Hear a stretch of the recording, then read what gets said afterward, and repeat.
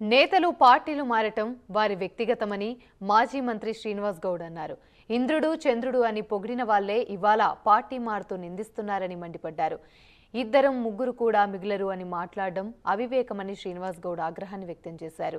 త్యాగాల పునాదుల మీద నిర్మాణమైన పార్టీ బీఆర్ఎస్ అని, స్థానిక సంస్థల ఎన్నికల్లో ఎమ్మెల్సీ స్థానం గెలవటమే మా బలానికి నిదర్శనమన్నారు.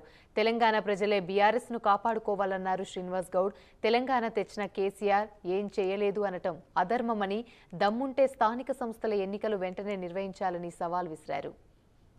చాలా మంది సరే వాళ్ళ వ్యక్తిగత అభిప్రాయం వాళ్ళకు ఇష్టం లేకపోతే వేరే పార్టీలో పోవచ్చు, నియోజకవర్గ అభివృద్ధి గురించి పోవచ్చు, వాళ్ళ అభివృద్ధి గురించి పోవచ్చు, వాళ్ళకి స్వేచ్ఛ.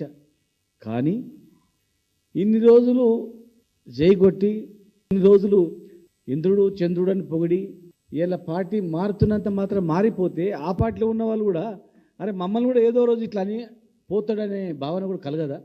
పార్టీ ప్రమేయం లేకుండా, పార్టీ సింబల్ లేకుండా వ్యక్తిగతంగా గెలిచి పార్టీలో కలిసి పోతూ ఏదైనా అంటే ఒక అర్థం ఉంది.